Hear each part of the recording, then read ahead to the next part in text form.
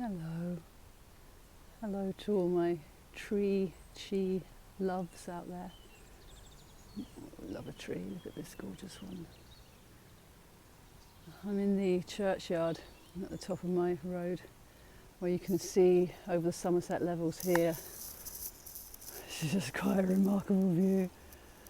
And yeah, it's just a place where I can come and lean into the tree when it gets a bit much, when I can put my hands directly on the earth and I can really tune in to the energy that is here and present for this moment. And the balance that is always there to tune in with. But also what I'm sensing is this gentle urging upwards of the water into the roots, and of the sun that's clearly here today, beckoning the new growth upwards, going, do you remember the light? Remember the light? Here we go, here we go. And it's the management of that within us, that which needs to rest and repose, and that which wants to receive new vitality, and that energy that we have that we want to share with the world. And I was also getting that there are some energies that are difficult to deal with, right? Particularly the ones to do with anger, frustration, and rage. We all get these ones. We all get these. What do we do with them? What do we do with anger, frustration, and rage? Well, in our culture, it's frowned upon, particularly if you're a woman, to express this aspect of you. And so it goes internal, and we tend to then beat ourselves up, or our body organs get, as I say, funked up, to say that very carefully. But you know the one body organ, I bet you know this one, it's the liver, isn't it? It's the taking care of our liver. That's the one that has to manage the detoxification process. But you know it's also got 200 other different functions at least. I mean, it's a busy organ in there. It has a large amount of blood. In fact, that's why it's suggested that it's better for us to lie on our right side when we go to sleep, because then all the blood comes and is stored in the liver that takes the pressure off the heart. But there are other schools of thought that think that it's better to sleep on the left side. So play with that one at your will. But that idea of working with the natural skills that our organs have, and giving them a big up, giving them a lot of respect. I mean, a bit of liver loving goes a long way, as opposed to liver punishing, which is what can happen. So as we are coming out of the water season, in the traditional Chinese medicine calendar, we're stepping into the wood season. And at the moment we're in middle ground where we dip back into the earth again, which is fascinating, isn't it? So the seasons don't just suddenly change from wood to water. No, from water to wood, and then to fire, and then to earth, and then to metal. No, there's this interim period in the middle where we remember that everything is connected to the earth. It reminds us to come back and reconnect to the earth, and to acknowledge the earth, and give good gratitude to our great grandmother Earth. And it's a beautiful meditation to sit with your back against the tree. I'm sure a lot of you do this already, but feeling that you have, I'm going to sit here in front of you, but the sun is so bright. But I've just come up from the town. I've walked up the hill, which is a nice cardiovascular workout. And I come up here and I sit by the tree, and I let my weight be felt in. I lean into the tree, into the strength of the tree. And I just love that. Connecting in, connecting down, and tuning into the support that the tree has. Because this trunk that's supporting me is only possible because it's supported by its massive long roots into the earth. And it's that amazing fact though, you see all these branches up here, all of them. And without any leaves on, they look very root-like, don't they? And it is said that as many branches that are above are equal to the amount of roots there are below. Kind of makes sense, doesn't it? Balances it out. So here we are in on the verge of the wood season coming through, and because next week we've got the Imbolc, we've got the beginning, that quickening of the spring, that official beginning of the spring, but also it's a Celtic festival that is honouring the womb, the belly, the Dantian, that place where all life comes from, where all resource is cultivated and nurtured. And this is exciting. This is exciting to be doing our chi cultivation practice in alignment with the seasons that are occurring.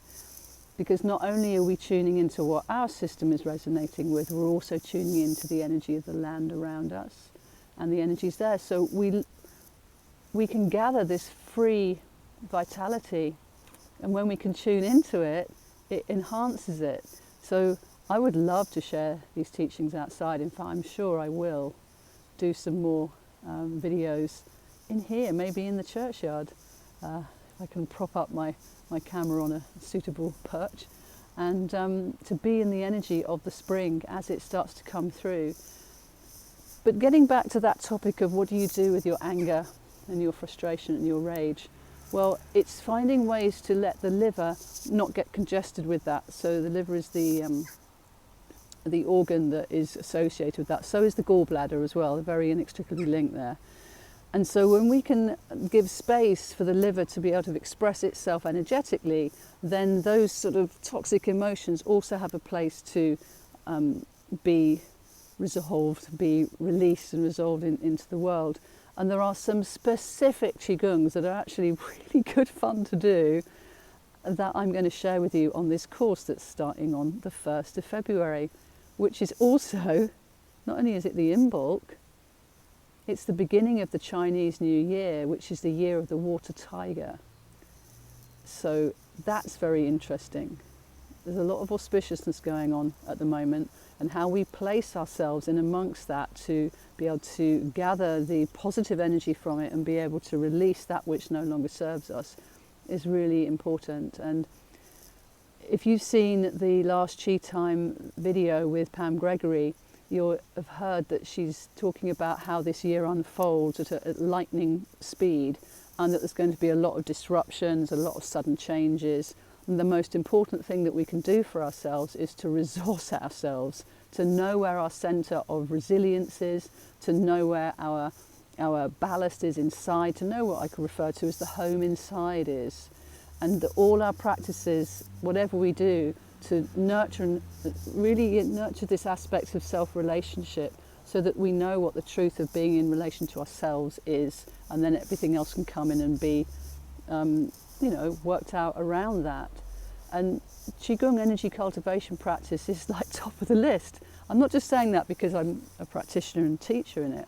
It's because over all the years of the other practices that I do, this is the one that not only can incorporate and weave with all the others, but it also brings your mind, body and spirit into harmony. So I know all the neuroscience is super important and very interesting, but we need our bodies to assimilate that, to get it in our cells, in our core, so that we embody that which we are feeding the mind, and we're getting the mind to also be tuned in with what the body is responding. And then when the mind and the body are in harmony, I'm doing this harmony movement, then the soul can more happily land in the heart, and then the heart resonance can beam and radiate into the world.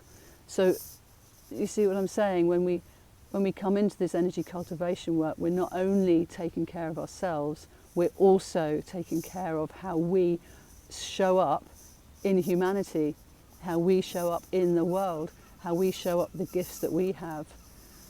And so with this energy of the wood element, it's very powerful. That growth element of spring, it's super powerful. I mean, can you feel it? Can you feel how it just happens? And when we tune into the fact that it's already going on, we don't have to reach and strive and try. We just do the particular movements and meditations around receiving some of that abundance for ourselves. All this chi stuff is free. It's giving yourself time and space to explore it and to honour yourself by giving you that time and space and being aware of all this naturalness around that wants to help and support. So if you've got to the end of this, well done, because there's a little gift coming now. So for those of you who have not practiced with me before and are interested in this Grow with the Flow, this 6-week course that's coming up starting on the 1st of Feb, and if you're watching this video and you get to this part, I'm going to offer you the first session, that's it. I'm going to offer you the first session for free if you would like that. And all you need to do is drop me a comment, write me a note, wherever you've seen this, drop it in. I'll get in touch with you and let you know how you can access the first session for free. How does that sound?